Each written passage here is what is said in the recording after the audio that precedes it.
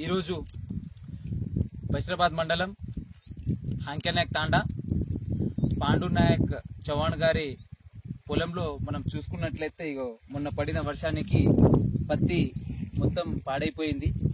కనీసం ప్రభుత్వాలు నష్టపరిహారాలు కూడా చెల్లించకుండా అధికారులు మండలాధికారులు వచ్చి కూడా ఎలాంటి నష్టపరిహారాల రసీదులు కూడా రాసుకోకుండా కేవలం రాజరిక పాలన చేసుకుంటూ ప్రభుత్వం పనుకున్నదని స్పష్టంగా తెలియజేస్తున్నాము. ఇక్కడ గిరిజనులు చాలా మంది ఉన్నారు కాబట్టి అప్పులు సప్పులు చేసేసి వాళ్ళ పంటల పొలాలలో వాళ్ళు పైసలు పెట్టడం జరిగింది. ఇప్పుడు పంటలన్నీ పాడైపోయినాయి. మరి వాళ్లకు ఏ విధంగా ఉపాధి లభిస్తుంది? చాలా కష్టపడుతున్నారు కాబట్టి ప్రభుత్వం వెంటనే మా గిరిజనులకు స్పందించి, మా తాండావాసులకు స్పందించి వెంటనే ఏదైతే గ్రేషియా ఉందో వాళ్లకు ప్రకటించి వాళ్ళని ఆదుకోవాలని చెప్పేసి మేము బంజారా సంఘాల ఆధ్వర్యంలో డిమాండ్ చేస్తా ఉన్నాం.